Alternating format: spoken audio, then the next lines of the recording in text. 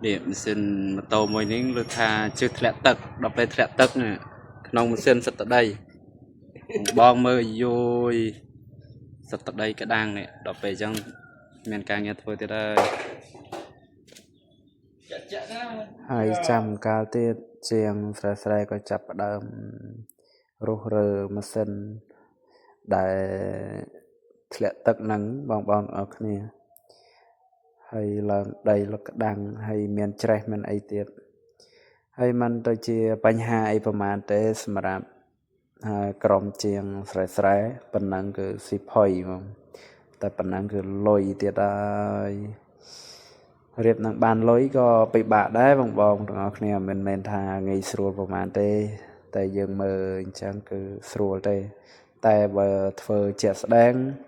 គ្រាន់តែមើលក៏ប៉ុណ្ណឹងយើងថាងាយស្រួលតែបើសិនជាធ្វើជាក់ស្ដែងក៏មិនងាយស្រួលដូចមើលដែរគ្រាន់តែជាងដូចគ្នាទៅយល់អារម្មណ៍មួយនឹងអូយមានវាយផងមានដំផងរៀបនឹងចាញ់មួយព្រោះអីម៉ាស៊ីនវាគាំងអស់ហើយបងអត់ដំណើរការទេតលតែយកទៅសៃយកទៅសៃថ្មីទៅសំឡេងវាល្អដូចដើមវិញមិនមែនថាដូចដើម 100% ទេបងប្អូនអរគ្នាបានត្រឹម 90% ក៏ប៉ុណ្ណឹងក៏គ្រាន់ដែរហើយបញ្ជាក់បងប្អូនអរគ្នាដែលមានម៉ូតូចាស់ឬក៏ម៉ូតូទុកចោលយូរឆ្នាំអីមានលុយអាចមកធ្វើនៅជាងស្រែបានយកតាណាយកតាណាយកទៅធ្វើថ្មីទៅដាំយើងចាដាក់មកស្អាតអើយមែនហើយនេះគឺជាសកម្មភាពវាអតិថិជនជឿជាក់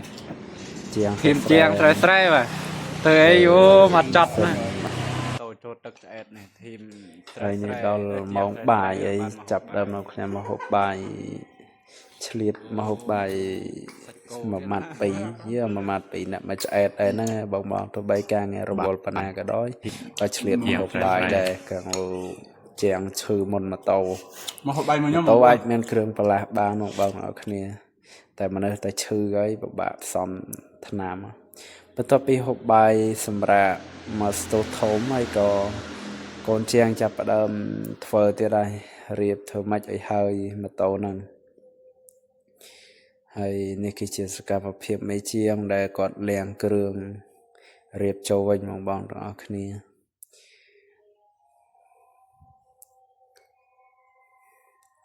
ហើយបន្ទាប់មកខ្ញុំក៏មានទឹកចិត្តបន្តិចបន្តួចទិញទឹកអំពៅឲ្យអ្នកមួយកែវ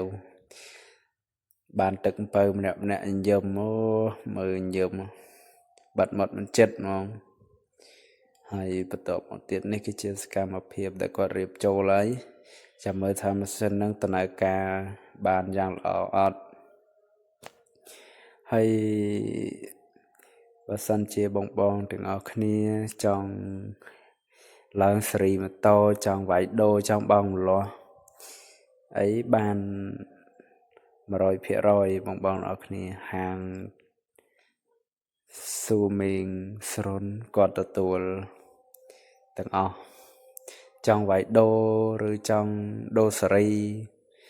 ចង់ទិញដាច់ក៏បានចង់បង់ម្លោះក៏បានបងទាំងអស់គ្នាមានគ្រប់ម៉ាកគ្រប់ប្រភេទឲ្យតែបងចង់បានហើយតម្លៃសមរម្យមិនថ្លៃពេកហើយក៏មិនថោកពេកដែរហើយមកមើលជាសកម្មភាពមេជាងគាត់រៀបវិញក៏មិនស្រួលអីប្រហែលដែរបងទាំងអស់គ្នាទម្រាំដាក់បានមួយទម្រាំបានលុយមួយក៏មិនតិចថ្ងៃដែរបើណាម៉ូតូមួយគ្រឿងនេះគឺ3ថ្ងៃចំណាយពេល3ថ្ងៃទៅហើយគ្នា3នាក់នេះរៀបបាន40%ហើយបងទាំងអស់គ្នា